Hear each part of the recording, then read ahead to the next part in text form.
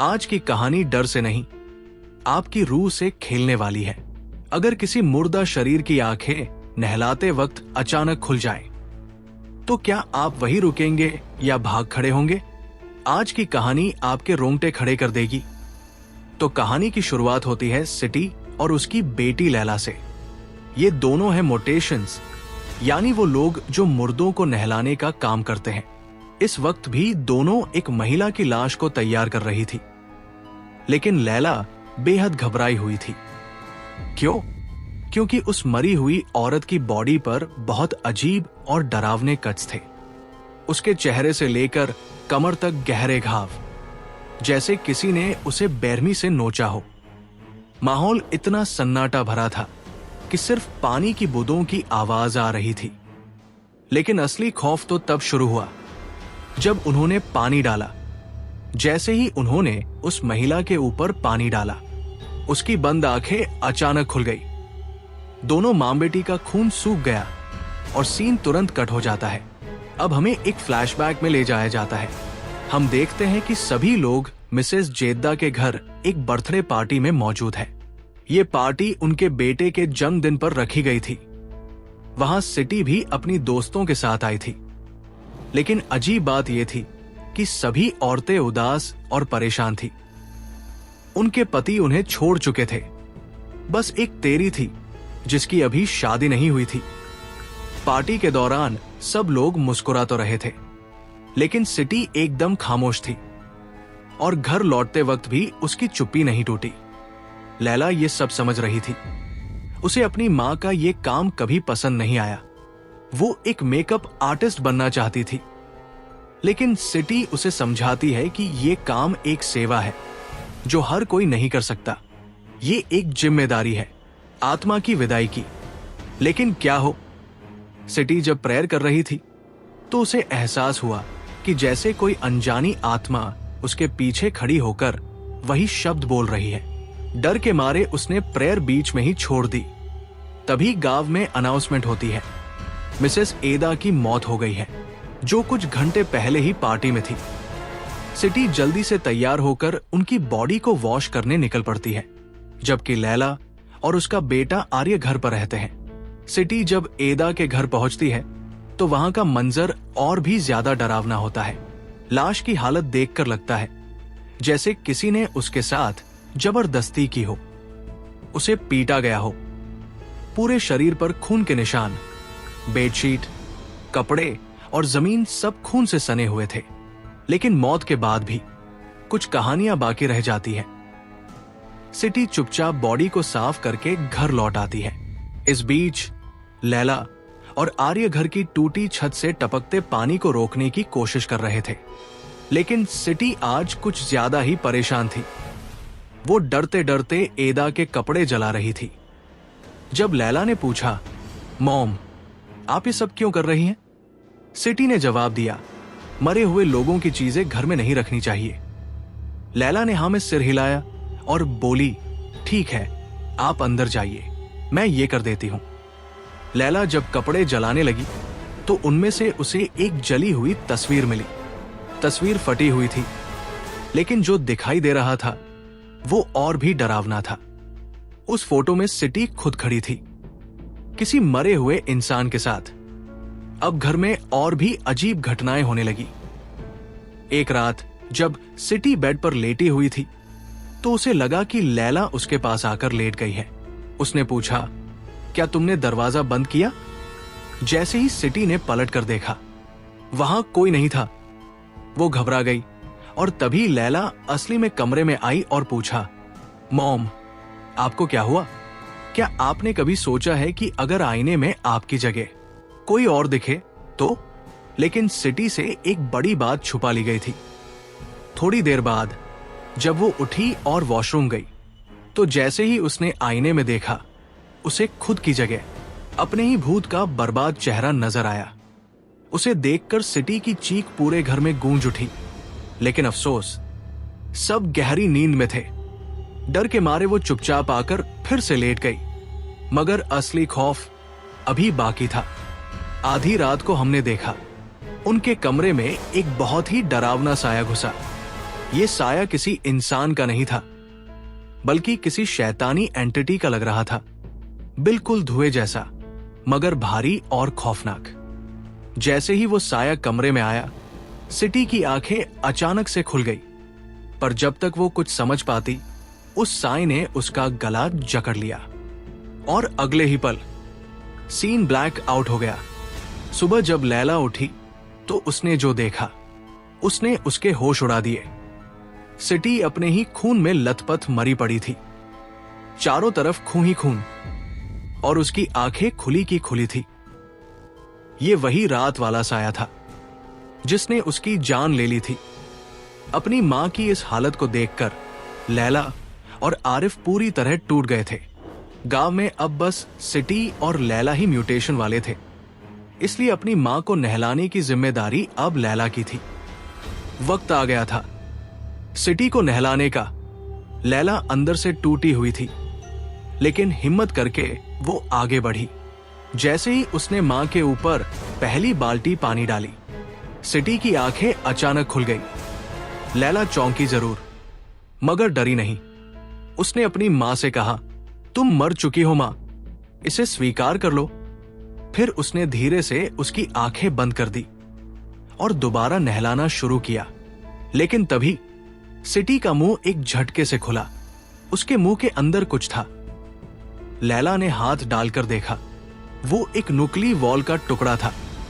लेकिन सवाल यह है, वो टुकड़ा वहां आया कैसे? ये सिर्फ एक कहानी नहीं, ये एक रहस्य है जो 3 औरतों की खून से लथपथ मौत से जुड़ा है और जिसके पीछे छुपा है एक खतरनाक साया। खैर, लैला वो अजीब वायर अपने पास रख लेती है और जैसे ही वो सिटी की बॉडी को नहलाती है, सिटी की आत्मा उसके करीब आ जाती है। लैला जानती थी कि महीने वाली औरत की सारी चीजें जला देनी चाहिए, लेकिन सिटी सिर्फ एक औरत नहीं थी, वो उसकी मां थी। चाह कर भी वो सिटी की चीजें जला नहीं पाई और फिर उसने सब कुछ संभाल कर अपने पास रखने का फैसला किया। उधर आरिफ अपनी मां को बुलाने के लिए पूरी तरह व्यस्त हो गया। आज घर पर सिर्फ लैला थी। तभी सिटी की कुछ पुरानी सहेलियां उसके हालचाल लेने घर आ पहुंची, लेकिन जो उन्होंने देखा वो उन्हें झकझोर गया। लैला उसी बेड पर लेटी थी जिस पर सिटी की मौत हुई थी और वही पुरानी बेडशीट अब भी खून से सनी हुई थी। इससे पहले कि वो औरतें लैला से कुछ पूछती, लैला उन्हें जल्दी से घर से बाहर निकाल देती है, दरवाजा बंद कर देती है और कोई जवाब नहीं देती। अब बात साफ थी, सिटी की मौत में कुछ तो रहस्य था। ये कोई आम मौत नहीं थी। वो सारी दोस्तें एक साथ बैठकर बातें करने लगी। एक दोस्त टल्ली को शक था कि सिटी और ऐदा दोनों की मौत किसी शाप की वजह से हुई है, क्योंकि दोनों की मौत से पहले उनकी बेडशीट्स पर खून के निशान थे। क्या कोई अदृश्य ताकत इन औरतों को चुन चुन कर मार रही थी? इसी बातचीत के बीच अचानक एक औरत की उंगली कट जाती है। एक स्केल से सब डर जाते हैं। रात को सभी लोग सिटी की आत्मा की शांति के लिए इकट्ठा होकर प्रेयर करते हैं, लेकिन जैसे ही प्रेयर शुरू होती है, लैला को एक अजीब डर महसूस होता है।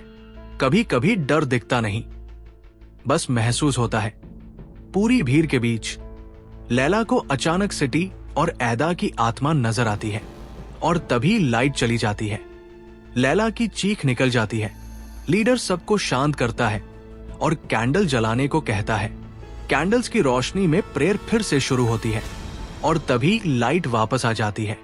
लेकिन इस बार लैला को सिर्फ सिटी और ऐदा नहीं, बल्कि एक तीसरा भूत भी दिखता है, एक औरत जो अब तक जिंदा थी। लैला समझ जाती है अगली मौत उसी औरत की होने वाली है।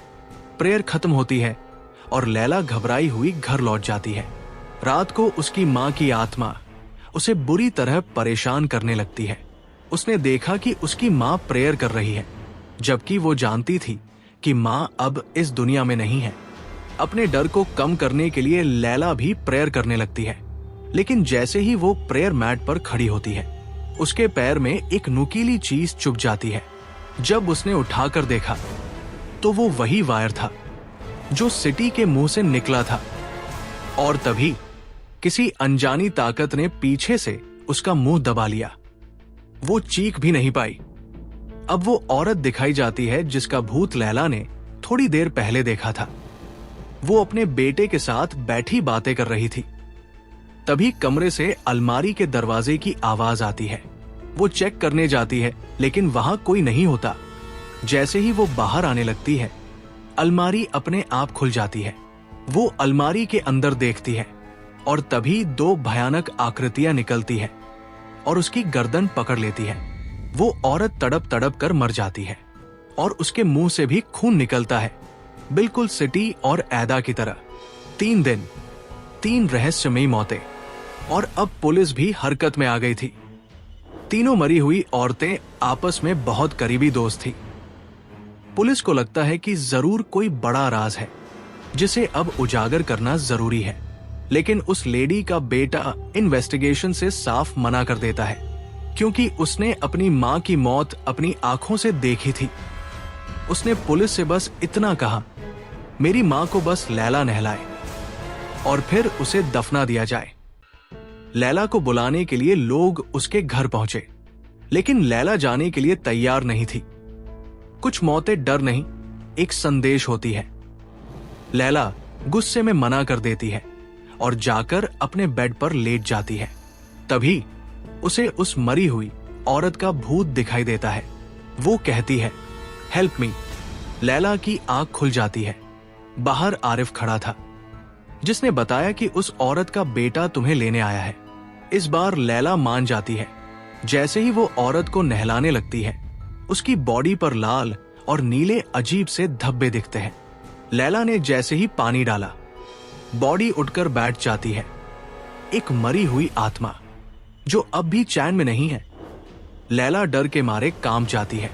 उसने देखा कि उस बॉडी के पेट पर भी वही नुकीली वायर थी जैसी सिटी के मुंह से निकली थी। उसने डरते डरते वो वायर खींची और फिर से नहलाना शुरू किया, लेकिन हर बार वो डेड बॉडी अपनी आंखें खोल रही थी। काम खत्म करने के बाद भी लैला के कानों में बार बार वही आवाज गूंज रही थी, हेल्प मी, हेल्प मी। अब लैला को समझ आने लगा था कि इन तीनों मौतों के पीछे कोई गहरा रहस्य है। अगले दिन लैला उस औरत के बेटे के पास जाती है और उसे सारी बातें बताती है। बेटा कहता है, मैं जानता हूं, मेरी मां ने मरने से पहले जब अलमारी खोली थी तो अंदर से 2 हाथ निकले थे। वो एक पुरानी तस्वीर भी दिखाता है जिसमें सिटी, ऐदा और बाकी सहेलियां थी और उनके साथ एक और औरत, नूर। अब यह साफ हो गया था, तीनों मौतों का कोई न कोई कनेक्शन नूर से जुड़ा है। लेकिन कैसे और क्या अगली मौत लैला की होगी? लेकिन जो बात सबसे डरावनी थी वो ये कि वो तो पहले ही मर चुकी थी। अपनी मौत के रहस्य को सुलझाने के लिए लैला सबसे पहले उस औरत की कब्र खोदती है जिसकी मौत सबसे पहले हुई थी, मिसेज एडा, जिसकी मौत एक पहेली थी और जवाब शायद मिट्टी के नीचे छुपा था। जैसे ही लैला मिसेज एडा की कब्र को खोदती है, उसे कुछ ऐसा दिखता है जो उसकी रूह तक हिला देता है। मिसेज एडा के पैरों में वही नुकीली धातु गड़ी थी जैसी लैला ने अपनी मां के मुंह और उस दूसरी औरत के पेट में देखी थी। अब यह साफ हो चुका था कि मिसेज एडा की मौत भी उसी तरह हुई थी। मतलब नूर से ताल्लुक साबित होता जा रहा था। तीनों मौतें एक जैसी और पीछे सिर्फ एक नाम, नूर।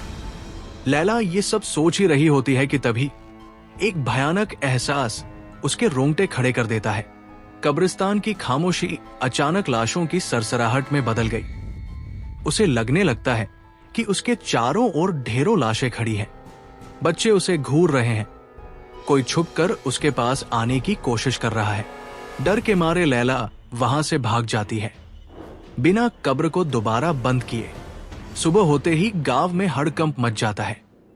किसी ने मिसेज एडा की कब्र खोद दी है। यह सिर्फ एक बेअदबी नहीं, यह कोई बहुत बड़ा इशारा था। इसी बीच हम लैला को मिसेज एडा के घर में देखते हैं जहां वो सबूत इकट्ठा कर रही है। उसका मकसद साफ है। क्या इन सबके पीछे नूर है? अगर है तो कैसे? इसी खोज में उसे एक तस्वीर मिलती है जिसमें नूर मिसेस एडा और उनकी बाकी सहेलियों के साथ खड़ी होती है। एक ग्रुप फोटो। नूर बस एक दोस्त नहीं थी, वो इस कहानी की सबसे खतरनाक कड़ी थी। तभी वहां आती है उनकी तीसरी दोस्त टेरी, जो अब तक कुंवारी है। जैसे ही लैला टेरी से नूर के बारे में पूछती है, टेरी का चेहरा अचानक डर से भर जाता है। वो चीखने लगती है, अपना मुंह नोचने लगती है और कांपती आवाज में कहती है, नूर डेविल थी, उसके बारे में मत सोचो। कहते ही वो वहां से भाग जाती है। लेकिन कुछ ही मिनटों बाद वही टेरी दोबारा वहां आ जाती है, बिल्कुल शांत, जैसे कुछ हुआ ही नहीं। क्या ये वही टेरी थी या किसी और ने उसका चेहरा पहन लिया था? क्या आपने कभी किसी ऐसे रहस्य को सुना है जो मौत से भी ज्यादा डरावना हो? तो तैयार हो जाइए, क्योंकि जो राज अब खुलने वाला है वो आपके रोंगटे खड़े कर देगा। इससे पहले जो टेरी को हमने देखा था वो या तो लैला की बहन लग रही थी या फिर कोई परछाई, कोई भूत। लेकिन अब कहानी ने एक और खौफनाक मोड़ ले लिया है। घर में लैला का भाई जब उसके बेड के नीचे झांकता है तो उसे एक अजीब सा टूल मिलता है। ये वही टूल था जिसकी मदद से लैला खुद को नुकसान पहुंचाया करती थी। और ये देखकर उसका भाई चौंक जाता है।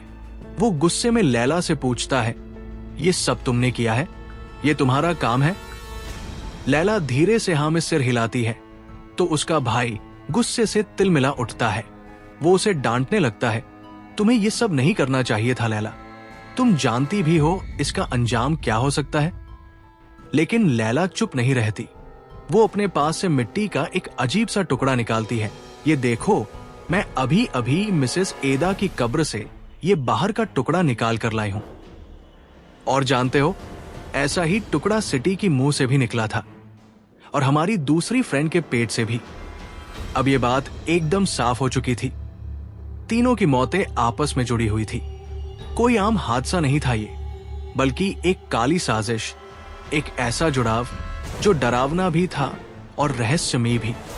लैला कहती है, अब मुझे यकीन हो चला है, ये सब मौतें एक पुराने कर्ज की वजह से हो रही है। लेकिन तभी बाहर खड़ी टेरी, जो छुपकर इनकी सारी बातें सुन रही थी, वो तुरंत गांव की ओर भाग जाती है और वहां जाकर एक अलग ही कहानी बनाकर फैला देती है। अब गांव की सभी औरतों में डर फैल चुका है। क्या गांव की औरतें एक रहस्यमयी कर्ज की वजह से मारी जा रही हैं? और ये कर्ज जुड़ा है किसी नूर नाम की औरत से। अब सबसे बड़ा सवाल, ये नूर आखिर कौन थी और उसके नाम से गांव की औरतों की जिंदगी क्यों बर्बाद हो रही है? रहस्य और गहराता जा रहा है। कभी कभी एक औरत की खामोशी भी लोगों के लिए खतरा बन जाती है। नूर के बारे में गांव की औरतों से एक अजीब बात पता चलती है। सब कहते हैं कि उसके पति की मौत हो चुकी है और अब वो इस गांव में बिल्कुल अकेली रहती है। लेकिन असली कहानी तो यहां से शुरू होती है। कहते हैं, अकेलेपन से लड़ते हुए नूर ने धीरे धीरे गांव के मर्दों को अपनी ओर खींचना शुरू कर दिया। वो नजरों से बात करती, मुस्कान से फुसलाती और ऐसे धीरे धीरे बहुत सारे मर्द उसके जाल में फंसते चले गए। गांव की औरतों को ये सब बिल्कुल मंजूर नहीं था। उन्हें लगता था कि नूर अब उनके रिश्तों के लिए खतरा बन चुकी है। बस फिर क्या था, सारे इल्जाम उसी पर डाल दिए गए। आखिरकार उन्होंने मिलकर नूर को गांव से बाहर निकाल फेंका। सवाल यह है कि दोषी कौन था, नूर या वो मर्द जो उसकी तरफ खिंचे चले आ रहे थे? रीटा, जो लैला की दोस्त थी, इन सब बातों को बहुत ध्यान से सुन रही थी। वो इन औरतों से साफ साफ कहती है, अगर गांव के मर्द किसी औरत के पास जाते हैं तो उसकी गलती क्यों मानी जाए? गलती तो उन मर्दों की है जो अपने रिश्तों की कद्र नहीं करते। सच को बोलना आसान नहीं होता और सुनना उससे भी मुश्किल। लैला जब ये सब बातें सुनती है तो उसे गहरा झटका लगता है। उसे एहसास होता है कि गांव में नूर वाली बात सब तरफ फैल चुकी है और ये किसी और ने नहीं, टेरी ने फैलाया है। वो गुस्से से तमतमाती हुई सीधा टेरी के पास पहुंचती है। उसकी आंखों में गुस्सा साफ दिखाई देता है। वो चिल्ला उठती है, मुझे पूरा यकीन है ये बात तुमने ही सबको बताई है। ऐसा करने की क्या जरूरत थी? तुमने मेरी बात का मजाक बना दिया। अभी सबके बीच बहस चल ही रही थी कि तभी वहां एक पुलिस ऑफिसर आ पहुंचे। वो पास से ही गुजर रहे थे। उन्होंने लैला को शांत करते हुए समझाया, देखो लैला, जो बातें यहां हो रही हैं वो सब बेबुनियाद है। नूर तो कई साल पहले ही मर चुकी थी। उसका इन तीनों मौतों से कोई लेना देना नहीं है। बेहतर होगा उसे इन सब बातों से दूर ही रखा जाए। फिर थोड़ी रुक कर बोले, हाँ, लेकिन एक बात माननी पड़ेगी, ये तीनों मौतें वाकई बहुत सस्पिशियस है। अगर तुम्हें इस बारे में कुछ भी पता चले तो सबसे पहले पुलिस को आकर बताना। पुलिस वाले वहां से चले जाते हैं। उनके जाने के बाद लैला देखती है कि टेरी की हालत कुछ ठीक नहीं लग रही। वो कभी नूर की आत्मा से जुड़ने लगती है और कभी उन औरतों की याद में खो जाती है जो मारी जा चुकी थी। नूर की आत्मा उसे बताती है कि इन औरतों ने मुझ पर आरोप लगाया था कि मैं उनके पतियों को उनसे छीनने की कोशिश कर रही हूं, जबकि मैंने ऐसा कुछ नहीं किया था। लैला देखती है कि वो औरतें जो मर चुकी थी वो अब भी नूर पर वही इल्जाम लगा रही है, मरे हुए भी जैसे उसके पीछे पड़े हों। लैला इन सारी बातों से उलझ चुकी थी, लेकिन धीरे धीरे कहानियों के पीछे की परतें उसके सामने खुलने लगी थी। थोड़ी देर बाद जब टेरी की तबीयत थोड़ी संभलती है तो लैला अपने घर लौट जाती है। घर जाकर भी वो चुप नहीं बैठती। नूर की तस्वीरें और वो छोटे छोटे वायर के टुकड़े जो उसे डेड बॉडीज के पास मिले थे, सब इकट्ठा करने लगती है। ये सब देखकर उसका भाई घबरा जाता है। वो लैला को समझाता है, जो कुछ भी तुम कर रही हो वो ठीक नहीं है, ये सब छोड़ दो। लेकिन लैला साफ कहती है, नहीं, मैं नहीं रुकूंगी। हमारी मां को किसी ने मारा है और मैं उस कातिल को खोज कर ही रहूंगी। रात हो जाती है। लैला सोने के लिए लेटती है और जैसे ही नींद आती है वो वही डरावना साया फिर लौट आता है, वही जिसने सिटी और बाकी औरतों को मारा था। अब वो साया लैला के पास आ जाता है, उसका गला कस देता है और उसे धीरे धीरे मार देता है। लैला की सांसें थम जाती हैं और फिर उसका फ्यूनरल दिखाया जाता है। लेकिन तभी लैला की आंख खुलती है। वो उठकर बैठ जाती है। पता चलता है ये सब सिर्फ एक खौफनाक सपना था। घबराकर वो अपनी दोस्त के घर भागती है। वहां उसे एक टूटी टायर के नीचे कुछ चीजें मिलती है, उन औरतों की तस्वीरें जो मारी गई थी।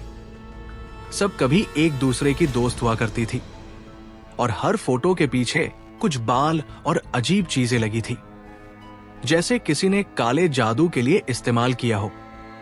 यही देखकर लैला समझ जाती है, रीटा सेल में जो लड़की थी वो कोई और नहीं बल्कि नूर की बेटी थी जो मारी जा चुकी थी। ये बात लेकर लैला फौरन टेरी के घर पहुंचती है। उधर हमें सिटी और टेरी की एक और दोस्त दिखाई जाती है, जिसकी बॉडी अब पूरी तरह से पोजेज हो चुकी थी। नूर की आत्मा ने उसे कंट्रोल कर लिया था और फिर गला दबाकर मार डाला। फिर उसकी आंख में वही नुकीला वायर घुसा दिया जो हर डेड बॉडी में मिलता था। अब ये बात साफ हो जाती है, इन सबको मारने वाली कोई और नहीं, खुद नूर की आत्मा है और वो हर बार अपनी पहचान के तौर पर वायर का टुकड़ा छोड़ जाती है। टेरी के घर पहुंचकर लैला को हर तरफ मरी हुई औरतों के भूत दिखने लगते हैं। वो एक और औरत का साया देखती है जिसकी मौत के बारे में उसे पता तक नहीं था। अब उसे समझ आ जाता है कि वो औरत भी मारी जा चुकी है। जल्दी से वो उस औरत के घर पहुंचती है उसकी बॉडी देखने, और जैसे ही लैला वहां पहुंचती है वो डेड बॉडी एकदम से उठ खड़ी होती है। उसके शरीर से एक लंबा वायर बाहर निकलता है। लैला को ऐसा लगता है जैसे वो वायर उसे लपेट रहा है, उसे ही मार रहा है। वो फर्श पर गिर जाती है, तड़पने लगती है, दर्द से चीखती है। तभी पुलिस ऑफिसर वहां पहुंचते हैं। वो देखते हैं कि लैला जमीन पर बेसुध पड़ी हुई है, लेकिन जैसे ही वो उसे छूते हैं लैला अचानक उठकर खड़ी हो जाती है, जैसे कुछ हुआ ही न हो। पूरे मोहल्ले के लोग भी वहां जमा हो जाते हैं। तभी रीटा भी वहां आ जाती है और वो पुलिस ऑफिसर से कहती है, यही है असली कातिल, यही नूर की बेटी है। और इसी ने इन सब औरतों को श्राप दिया था। लैला सबके सामने रीटा की बातों का जवाब देती है, लेकिन तभी रीटा उसे गले लगाकर कहती है, ये गुनाह उनका था, तुम्हें उन गुनाहों का बोझ अपने सिर नहीं लेना चाहिए। इतना कहकर रीटा वहां से चली जाती है और लैला वही खड़ी रह जाती है, हैरान। उलझन में उसके मुंह से सिर्फ एक शब्द निकलता है, क्या? लेकिन रीटा के जाने के बाद उस जगह पर मौजूद हर औरत को अजीब तरह का दर्द महसूस होने लगा। सब तड़पने लगी, जैसे किसी ने उनके जिस्म में आग भर दी हो। ऐसा लग रहा था जैसे रीटा ने जाते जाते इन सब पर कोई श्राप छोड़ दिया हो, जैसे वो उन्हें पोजेस करके गई हो या फिर उनके अंदर कुछ छोड़ गई हो। धीरे धीरे सबको समझ आने लगा कि जो भी अजीब हो रहा है उसकी जड़ रीटा ही है। तभी सब औरतें बेकाबू हो गई। गुस्से में तमतमाई हुई भीड़ रीटा के घर की तरफ दौड़ी और जैसे ही दरवाजा खोला, रीटा को बालों से पकड़कर घसीटते हुए बाहर खींच लिया।